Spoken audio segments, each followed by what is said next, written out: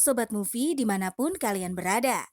Berjumpa lagi dengan channel Ocha Film yang pastinya selalu setia untuk berbagi alur cerita. Tentunya, Mimin akan membahas alur cerita movie yang sangat menarik dan kali ini kita akan kupas tuntas cerita movie berjudul The Legend of Mermaid 2. Menceritakan setelah Pulau Penglai tenggelam, si Yin memberi Yanli the Shark Pit untuk menyelamatkannya. Tetapi dia tenggelam ke laut tanpa jejak dan klan Hiu juga bersembunyi di dunia saat selir favorit pengadilan Senmei mendambakan manik-manik Hiu di tubuh Hiu. Kemudian, dia pun membujuk Yanli untuk pergi bersamanya ke Pulau Bunga Persik untuk mencari Hiu. Yanli dan rombongannya di Pulau Bunga Persik secara tidak sengaja bersatu kembali dengan cinta lama mereka.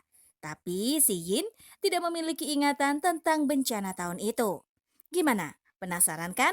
Yuk, simak sampai akhir. Ini dia alur ceritanya.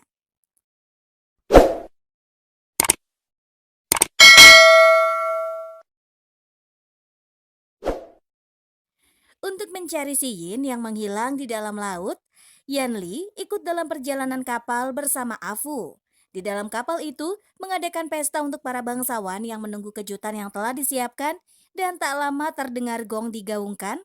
Bangsawan yang menertawakan Afu tak sabar dan langsung meminta untuk mengeluarkan pengantin mereka. Lalu muncullah Putri Duyung Senmei di dalam akuarium berisi air. Semua orang pada heboh mendekat untuk melihat. Afu juga ikutan mendekat untuk memastikannya, tapi tidak dengan Yanli yang asik menenggak araknya. Namun para bangsawan tidak percaya kalau Putri Duyung itu asli atau tidak, jadi mereka pun mendesak untuk membuktikan kebenarannya. Pengawal lalu turun dan memecahkan akuarium itu, air tumpah hingga menjatuhkan Senmei ke lantai kapal. Melihat ekor Senmei asli, para bangsawan baru percaya, lalu mereka pun beramai-ramai ingin membedahnya. Tapi keinginan mereka dihalangi oleh pengawal karena yang bisa menjadi pengantin hanya satu orang.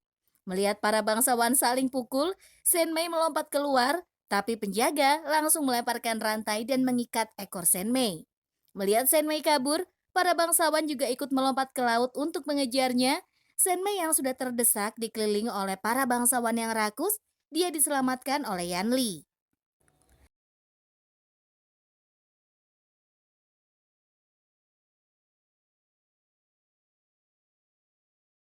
Karena memiliki mutiara duyung di tubuhnya, Yanli bisa dengan bebas dan mudah berada di dalam air. Dengan mudahnya, Yanli menghajar mereka agar tidak saling bunuh. Kemudian Yanli berusaha mencari Senmei, tapi yang terlintas di pandangannya adalah si Yin. Yanli berhasil menyelamatkan Senmei, tapi dia tidak bodoh. Yanli mengetahui kalau Senmei berbohong. Tiba-tiba Yanli diserang oleh penjaga bertopeng yang merupakan anak buah dari Senmei. Pertarungan sengit terjadi dan yang lebih mengejutkan lagi, penjaga bertopeng itu adalah Zhao Zong, pengikut setia gubernur yang mati di Pulau Penglai. Yanli pun tak menyangka ilmu pedang Zhao Zong telah meningkat pesat. Karena identitas sudah ketahuan, Zhao Zong ingin membalaskan dendam atas kematian gubernur, dia pun mengeluarkan pistol dan menembak Yanli. Tapi karena di tubuh Yanli ada mutiara duyung, dia bisa menghalau peluru yang melesat ke arahnya. Lantas Senmei menyuruh untuk menghentikan pertarungan, tapi Zhao Zong tidak menuruti perintah dan akhirnya Xiao Yuan pun turun tangan untuk menghentikannya. Afu heran kenapa Zhao Zong bisa menuruti Putri Duyung, tapi Yanli mengatakan kalau dia bukan Putri Duyung. Melihat perbuatan Senmei yang keterlaluan, Yanli yakin kalau dia adalah selir siluman. Senmei tertawa lalu mengubah ekornya menjadi kaki dan semua penjaga membuka topengnya. Senmei akhirnya yakin kalau Yanli adalah mantan pengawal kerajaan dan gubernur kota yang sekarang dijuluki Raja Nagayan di Laut Timur karena banyak orang yang sudah dia tolong. Tapi Yanli mengatakan kalau dia hanyalah orang biasa dan melihat Senmei yang antusias menjelaskan tentang dirinya, Yanli pasti ada sesuatu yang ingin disampaikan oleh Senmei kepadanya. Senmei pun lantas mengajak Yanli untuk masuk ke dalam membicarakan sesuatu dan di dalam kamar Senmei mencoba merayu Yanli tapi tidak berhasil yang membuat Senmei harus menggunakan kekuatannya agar Yanli takluk dan mau menuruti keinginannya. Yanli terdiam saat Senmei mengatakan kalau dia tahu keberadaan si Yin. Di luar, Yanli bertanya siapa orang yang sudah menjadi mayat itu dan Zhao Zong mengatakan kalau itu adalah orang-orang dari geng Lanun Jepang. Saat Yanli melihat mayat itu, Afu rasanya ingin muntah karena organ-organ dalamnya telah hancur. Yanli pun bertanya pada salah satu yang selamat bagaimana mereka mati. Orang itu mengatakan kalau yang membunuh mereka adalah hantu air yang tidak bisa dibunuh. Setelah menjelaskan panjang lebar cara mereka mati, muncul monster dari dalam tubuh yang pecah hampir menyerang Senmei. Tapi ditangkis oleh Zhao Zong dan akhirnya masuk ke orang Lanun Jepang itu. Zhao Zong pun lantas membunuh orang itu agar monster tidak menyerang yang lain. Kemudian Yanli pun bertanya apa itu dan Senmei mengatakan kalau itu adalah seekor binatang ajaib di kota jurang laut timur yang diubah oleh Putri Duyung kuno. Namanya adalah Hantu Raja Naga. Afu terkejut, buku pegangan rahasia peninggalan gubernur kota ada pada Senmei. Selama 1000 tahun, Hantu Raja Naga membuang garis keturunan Putri Duyung ke Pulau Bunga Persik. Menurut buku, pulau itu dikelilingi oleh badai dan guntur yang harus ditekan oleh Mutiara Duyung untuk memasukinya. Itulah alasan kenapa Senmei mencari Yanli untuk menemani mereka masuk ke pulau itu. Yanli setuju setelah Senmei menjelaskan alasan dia ingin ke pulau itu walaupun berbohong. Dan Yanli juga ingin mencari tahu apakah si Yin ada di sana.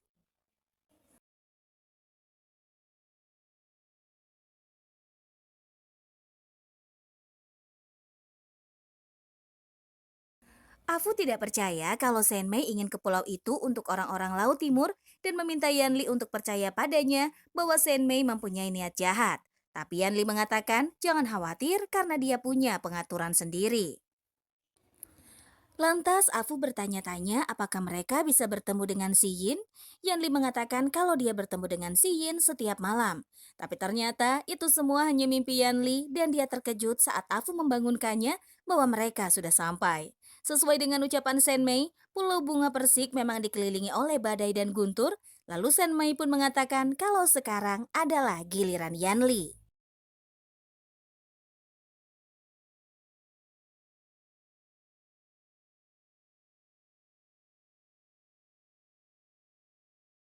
Dengan kekuatan Mutiara Duyung, Yanli dapat menghilangkan badai yang mengelilingi pulau itu.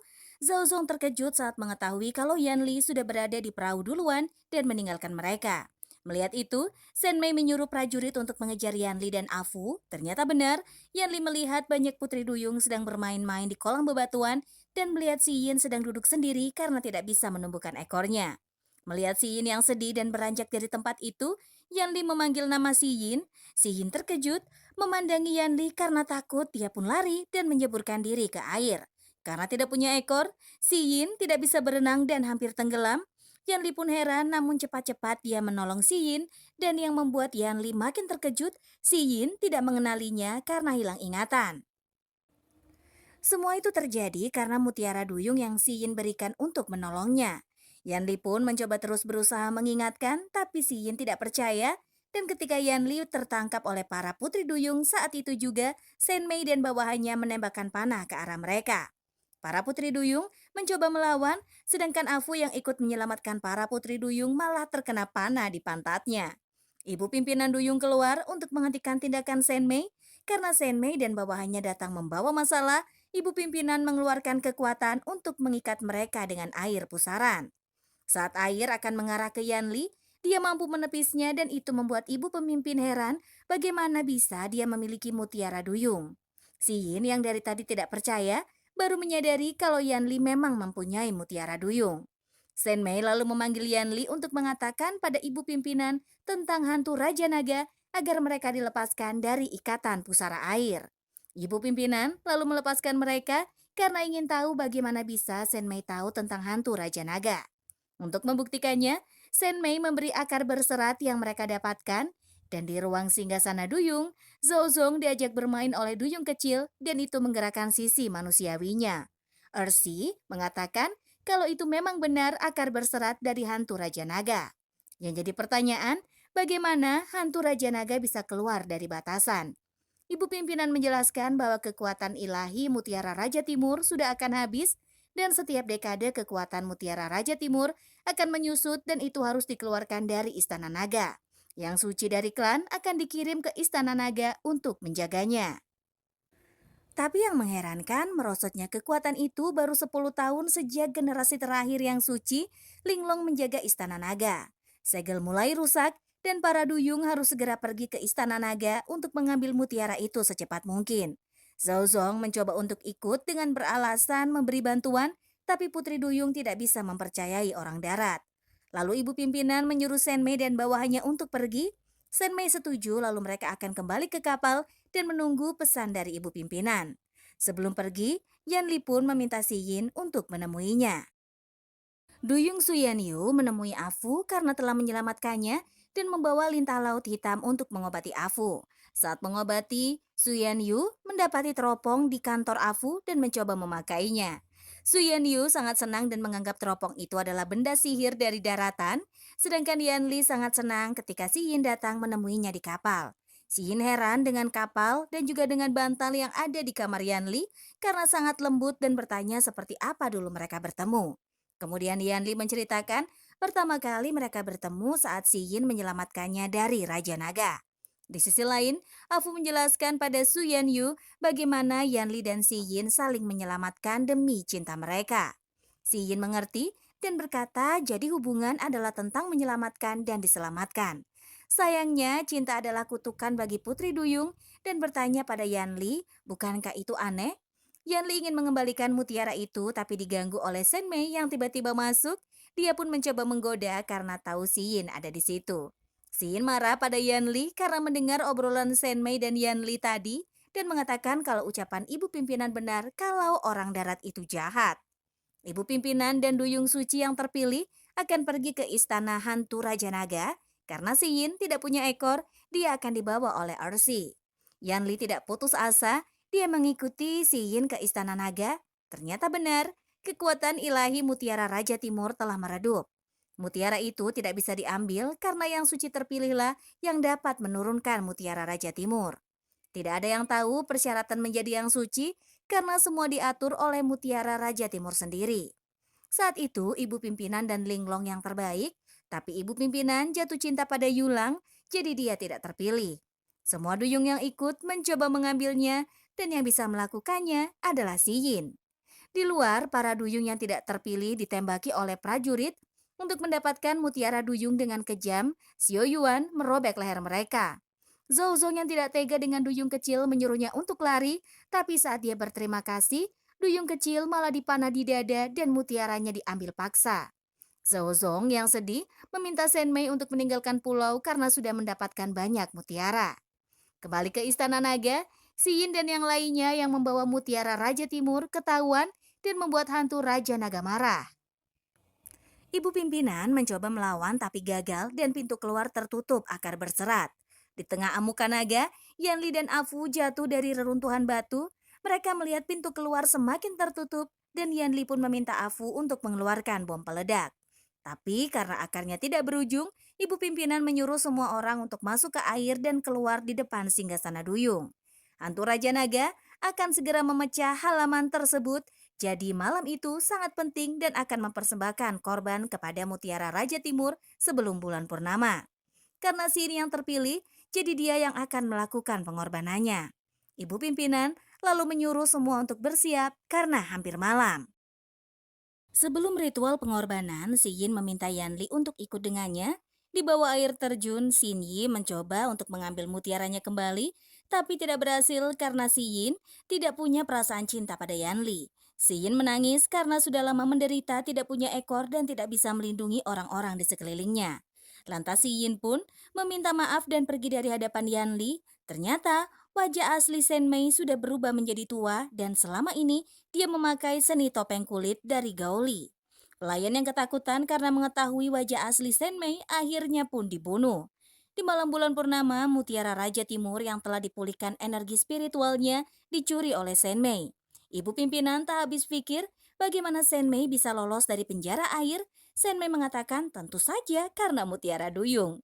Ersi menjerit karena teman-temannya dibunuh. Shen Mei sangat senang karena mendapatkan mutiara Raja Timur, tapi ibu pimpinan mengatakan kalau itu adalah relik Putri Duyung, maka orang darat yang menggunakannya tanpa izin akan terbunuh. Tentu saja Shen Mei tahu karena dia bukan orang darat, dan ketika Shen Mei memanggil nama Hising, di situ ibu pimpinan tahu kalau Shen Mei adalah Linglong. Ternyata Linglong tidak mati, dia terpesona oleh kaisar yang saat itu masih menjadi putra mahkota ketika datang ke Laut Timur dalam sebuah ekspedisi. Ternyata Senmei juga memberikan mutiara duyung pada kaisar karena jatuh cinta.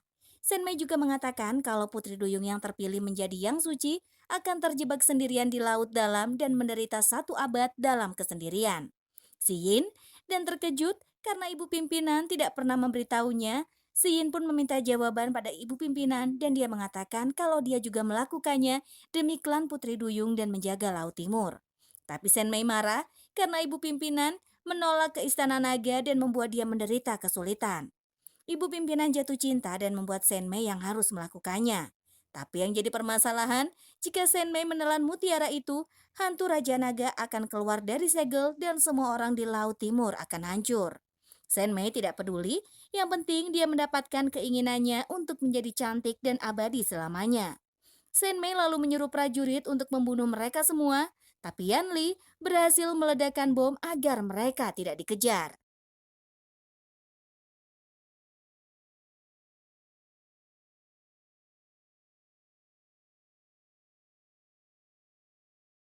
Ibu pimpinan yang sudah terluka parah meminta maaf pada Si Yin karena menghilangkan ingatannya. Dia melakukan itu karena melihat Si Yin menderita rasa sakit akan kerinduan. Di tengah sekaratnya, ibu pimpinan melihat Yanli adalah kekasihnya Yulang yang datang menjemputnya. Yanli mengatakan kalau dia adalah Yulang untuk menghibur ibu pimpinan di saat terakhirnya. Yanli pun menginfokan dia sudah lama mencari dan bertanya pada orang-orang di sekitar laut apakah pernah melihat Putri Duyung yang seperti peri selama bertahun-tahun, tapi semua itu ditunjukkan untuk Si Yin. Namun Yanli tidak mendapat informasi apapun tentang Si Yin. Hal itu sangat menyakitkan karena Yanli merindukan Si Yin. Si Yin menangis mendengar penuturan dari Yanli kalau dia juga merindukan dirinya. Tak lama ibu pimpinan meninggal dan mayatnya dikembalikan ke laut. Si Yin tersentuh dengan kata-kata Yanli dan bertanya apa itu yang disebut cinta yang dalam. Yanli meminta Si Yin tidak usah merasa bersalah karena dia memaksakan Si Yin mencintainya seperti dulu dan dia terlalu egois. Yanli sudah cukup puas karena memiliki kasih sayang dulu bersama Si Yin. Yanli tersenyum dan dia mengatakan tidak apa-apa. Dari kapal, Senmei menembak mereka dengan meriam. Karena ibu pimpinan sudah meninggal, tambuk kekuasaan jatuh ke Si Yin karena dialah yang terpilih menjadi orang suci. Di dalam kapal, Shao Zong yang sudah tidak suka dengan Senmei membantu Yanli dan kawan-kawan agar bisa naik ke kapal untuk menyerang Senmei dan bawahannya. Senmei marah dan menyuruh prajurit untuk membunuh Zhao Zong, tapi prajurit yang setia dengan Zhao Zong ikut membantunya. Pertarungan tak dapat dielakkan dan prajurit Senmei kalah.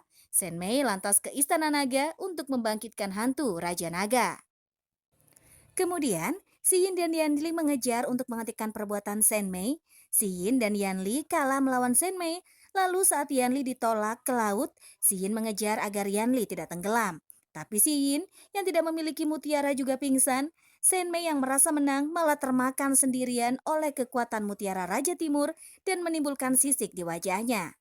Akibat ulah Senmei, pulau buah persik diselimuti oleh akar naga. Si Yin yang tidak sadarkan diri pun mengingat kembali saat-saat dia bersama Yanli dan ingatannya kembali ketika kelopak bunga persik menempel di dahinya. Akhirnya Si Yin tersadar dan berhasil mengambil mutiara yang kembali lalu berubah menjadi Putri Duyung.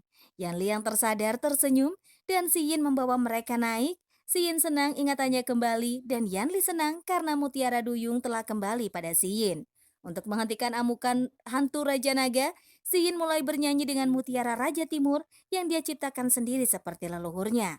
Dan hantu Raja Naga tersegel di mutiara itu. Lalu Si Yin mengembalikan mutiara itu ke tempatnya.